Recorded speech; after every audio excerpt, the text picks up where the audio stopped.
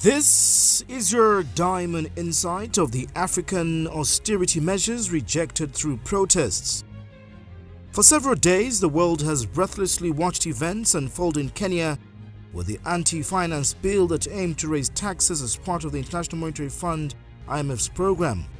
The proposed tax measures were planned to enhance the development fund and cut public debt, but when the bill hit debate on the floor of the country's parliament, majority of citizens rejected it. The proposed measures that triggered a week of protests and some violent confrontations included new levies on basic commodities such as bread, vegetable oil and sugar, and a new motor vehicle circulation tax pegged at 2.5% of the value of a car to be paid annually. But Reuters reports that S&P Global Ratings projects Kenya was unlikely to achieve its fiscal targets after the planned hikes were withdrawn due to internal pressure. Yes, blood has been spilt in events that were avoidable. Nonetheless, riots bent on devastating the very infrastructure meant for the majority was targeted, and sadly law enforcement wings equally failed to apply minimum force, leading to the death of 22 protesters. It is for a fact, two wrongs do not make a right. However, the Kenyan scenario before President William Ruto was forced to withdraw the bill shows lack of consultative approach is what poisoned the entire process.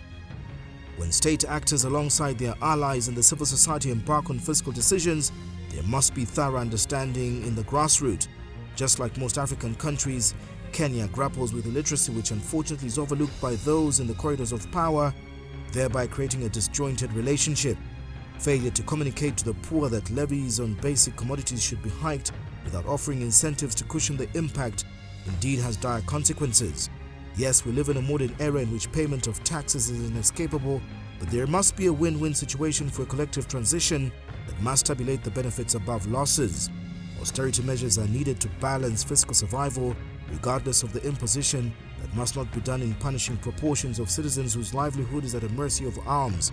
Therefore, the Kenyan incident is a lesson across Africa that is perilous to ignore the wishes of the majority and at the same time highlights dangers of violent protests that perpetuate the misery and indeed the uprise of a Gen Z protest mentality.